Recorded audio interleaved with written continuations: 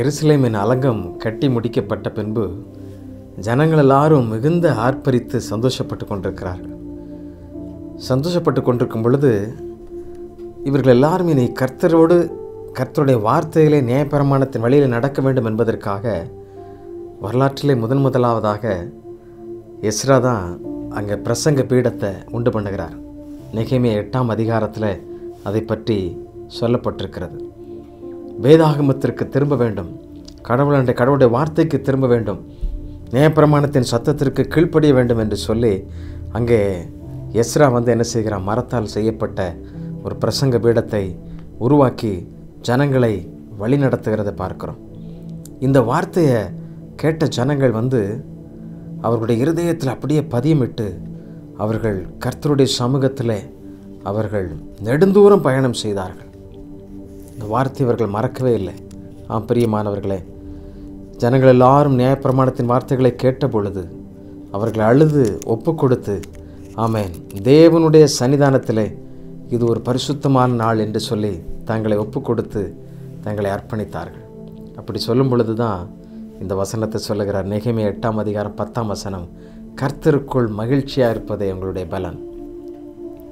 எப்போ அந்த மகிழ்ச்சி உண்டாகுன்னா, தேவனோடு கூட சேரும் பொழுதுதான், தேவனுடைய திரும்பும் பொழுதுதான், தேவனுடைய சத்தத்திற்கு செவி கொடுக்கும் பொழுது தான். இந்த உலகத்தில் அதை விட வேற பெரிய மகிழ்ச்சி வேறு ஒன்றும் கிடையாது.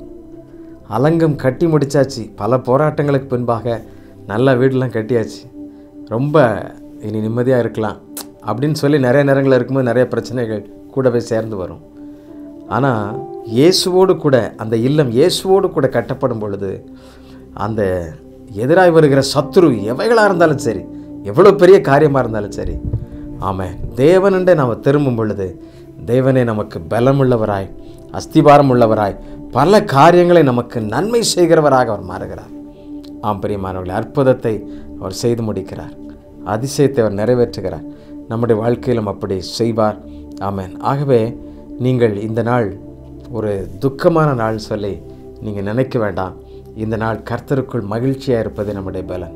காரணம் என்னவென்றால், நம்முடைய அலங்கத்தை, நம்முடைய வீட்டை, நம்முடைய இல்லத்தை அவர் கட்டுகிறார். ஆமென். நாம் கர்த்தரிடத்தில் மாத்திரம் திரும்புவோம், வேதாகமத்திற்கு திரும்புவோம், வேதத்தின் வார்த்தைக்கு இடம் கொடுப்போம், அவருடைய சத்தத்திற்கு செவி கொடுப்போம். இதுவே ஆண்டவர் எதிர்பார்க்கிற ஒரு பெரிய காரியம். கர்த்தருடைய சமூகத்தில் அப்படி நம்மை தாழ்த்துவோமா, அப்படி அர்ப்பணிப்போமா? எங்கே அவருடைய வேதத்தை தியானிக்க முடியலையோ, எங்கே அவருடைய வேதத்தை வாசிக்க முடியலையோ, அமர்ந்திருந்து நாம் வாசிப்போம், அவருடைய சத்தத்திற்கு செவி கொடுப்போம். அது நம்முடைய இல்லத்தை கட்டும், நம்முடைய குடும்பத்தை கட்டும், தெய்வ பிள்ளைகளை சமாதானத்திற்கு நேராக கொண்டு வரும், எல்லா தீமைகளிலிருந்தும் விலக்கும், கர்த்தருடைய ஆசீர்வாதம் உண்டாகும். ஆண்டவரை மகிமைப்படுத்தி பாடும், உம்மை நேசித்து நான் வாழ்ந்திட உங்கள் கிருபை தாருமே. இந்த பாடலோடு ஜெபத்தோடு நாம் நிறைவு செய்வோம். ஆண்டவர் நமக்கு உதவி செய்வார்.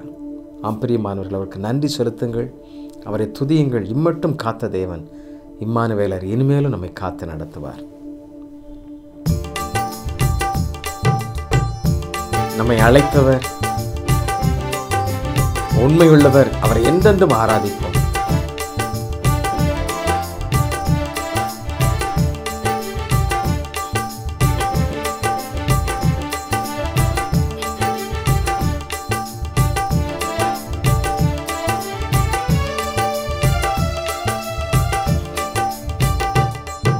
உம்மை நேசித்து நான் வாழ்ந்திட உங்க கிருபை தாருமே, உம்மை வாஞ்சையா என்றும் தொடர்ந்திட உங்க கிருபை தாருமே. உம்மை நேசித்து நான் வாழ்ந்திட கிருபை தாருமே, உம்மை வாஞ்சையாய் நான் தொடர்ந்திட உங்க கிருபை தாருமே.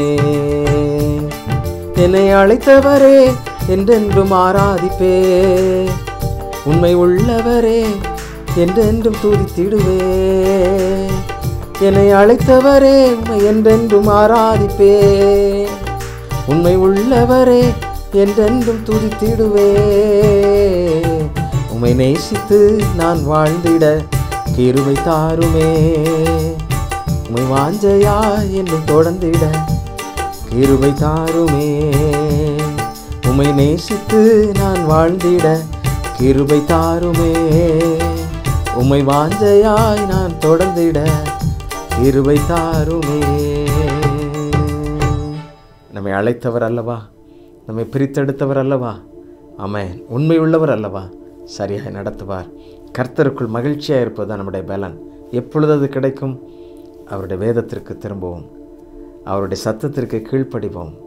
ஆமென். எருசலேமின் அலங்கம் கட்டி முடித்த பின்பு கூட அவர்கள் கர்த்தருடைய வேதத்திற்கு திரும்பிய பின்புதான் அந்த பெரிய வெற்றியை பெற்றார்கள் என்று சொல்ல முடிகிறது. ஜெபிக்கலாமா? ஆண்டவரே, எங்களுடைய குடும்பத்திலேயும் ஆண்டவரே, எங்களுடைய இல்லத்தை கட்டுகிறவர் நீரப்பா. உம்முடைய பிள்ளைகள் வீடுகள் வேண்டும் என்று சொல்லி ஒருவேளை நினைக்கலாம்.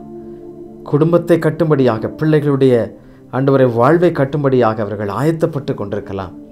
கர்த்தாவே, நீர் கட்டும், நீர் அவர்களை பலப்படுத்தும். உம்முடைய வேத வசனத்தில் அவர்கள் கட்டப்பட கர்த்தர் நீர் அவர்களுக்கு உதவி செய்யும்படியாக நான் ஜெபிக்கிறேன்.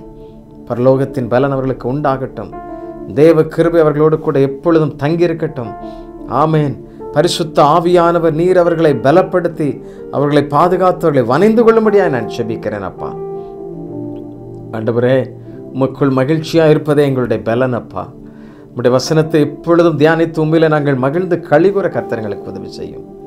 ஆண்டவரை அப்படி நேசித்து வாசித்து தியானித்து இருக்க எங்களுக்கு நீர் கிருபை செய்வீராகப்பா.